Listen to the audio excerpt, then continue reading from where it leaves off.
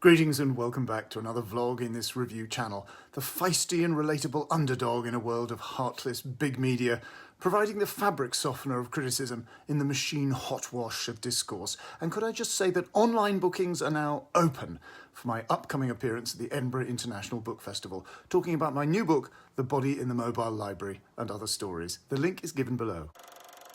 British schoolchildren are taught that the last full-scale military engagement on their soil was the Battle of Culloden in 1746. As of June the 18th, 1984, that should have changed.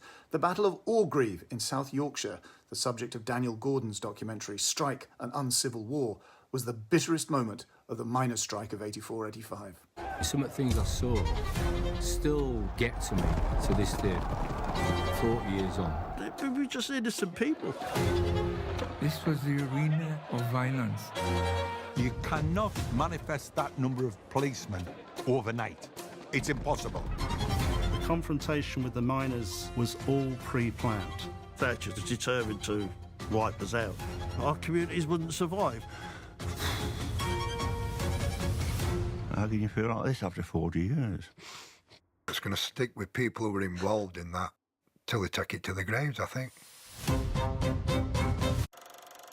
It was the last stand for both sides, a brutal and chaotic confrontation of about 5,000 picketers determined not to let trucks get through to pick up coke for the Scunthorpe Steelworks, versus about 6,000 officers, some mounted, armed with new shields and batons, effectively directed by Downing Street, determined not to be overwhelmed by force of numbers, as they had been during a comparable situation in the 1972 strike, and bringing to bear paramilitary policing developed to suppress colonial disorder, laid out in a strategy document never shown to Parliament.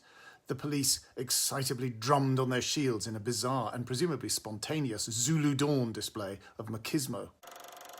The officers claimed that their assaults on picketers were in response to attacks, an untruth blandly accepted by the media and political classes, but exposed when spurious prosecutions for riot later collapsed in court.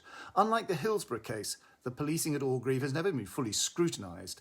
The miners were defeated that day, a battle that presaged losing the war in general, and as the summer turned to winter, miners were being starved out. Gordon's film doesn't mention it, but in September, Mrs. Thatcher's government rubbed salt in the wound by bailing out Johnson Matthey bankers in the city, taking on its massive debts. Gordon speaks to picketers who are still clearly traumatised by the events of Orgreave and by the strike in general. Perhaps therapy has never been on the cards for men of that generation, and it could be that this film has been the first time that they have ever really spoken or thought deeply about it. What emerges is the enduring bitterness that some felt towards those who returned to work. I flinched when one miner tells Gordon that his union stalwart dad never forgave him for going back. When a reporter at the time asked him if he wouldn't mind his son going to his funeral, he replied, "I'd rather go to his." Police officers are interviewed here, who recount being instructed by senior officers to fabricate witness statements. BBC reporter Nick Jones is interviewed, rueful about the way things went down. No Tories are interviewed, but Sir John Redwood, the No. 10 policy unit chief of the time, is thanked in the credits. This is a tough, valuable, forthright film about one of the nastiest, ugliest moments in post-war British history. Since 1985, the debate about fossil fuels has of course changed, but it's still staggering that a government planned wholesale mine closures with no thought for and no interest in what would happen to the communities involved. That's all for now. Please give this vlog a like and a share on your socials. Please subscribe to this channel and leave a comment. And please buy my new book, The Body in the Mobile Library and Other Stories. The link for the upcoming event at the Edinburgh International Book Festival is given below. See you next time.